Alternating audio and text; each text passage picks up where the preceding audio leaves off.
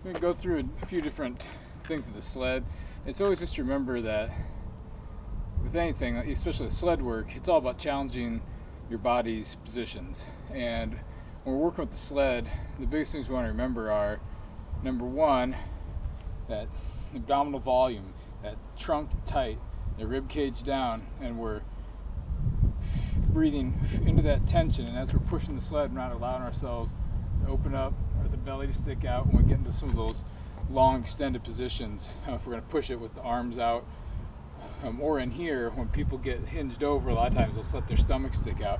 So you have to always remind yourself, okay, ribs down, push, push. And then the other thing, when we're pushing the sled for sure, is we always want, even though it's not going to necessarily make us faster sprinters, but it's a way to challenge those positions we want people to be in when they're sprinting. So making sure that we're always thinking about knee up, toe up, hip, knee, foot, ankle, all in one plane, and driving down underneath our body, okay? So let me adjust the camera just a little bit.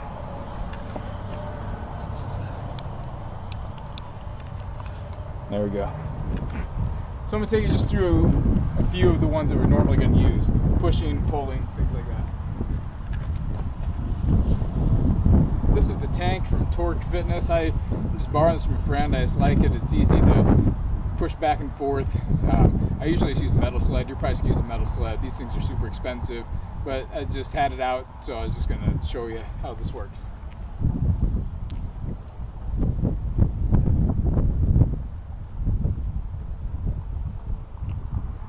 I'm going to go arms in first, pushing, driving. Okay, so that's that.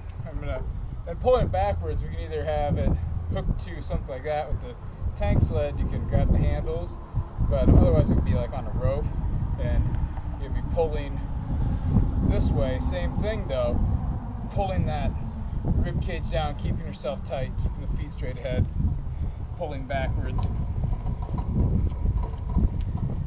With a normal sled, you'd have like a rope or strap, but you'll get the idea here. I'm going to do it from the long lever, or the long arm position. So here, same thing, head, neck, rib cage, everything aligned. Don't look up, don't overextend. We're just going to drive, knee up, toe up. Okay, just like that.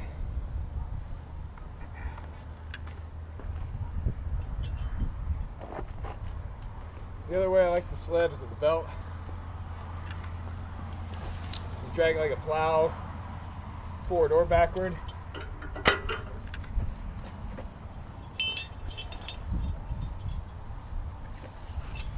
Show you backwards first, since we're already going that way. And ribs down, just lean back. Pulling with the legs.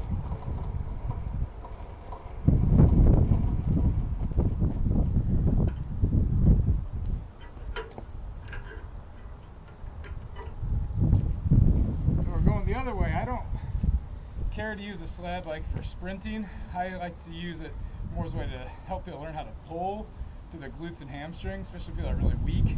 It's a great way to overload the glutes in a single leg stance. More often than not, I don't like to use the sled for sprinting because it messes with people's mechanics. So it's really more about overloading that single leg pull. So we're just going to dig in, take big steps down, lean into it, take huge steps, grab the ground with that foot, pull through with the glute and hamstrings.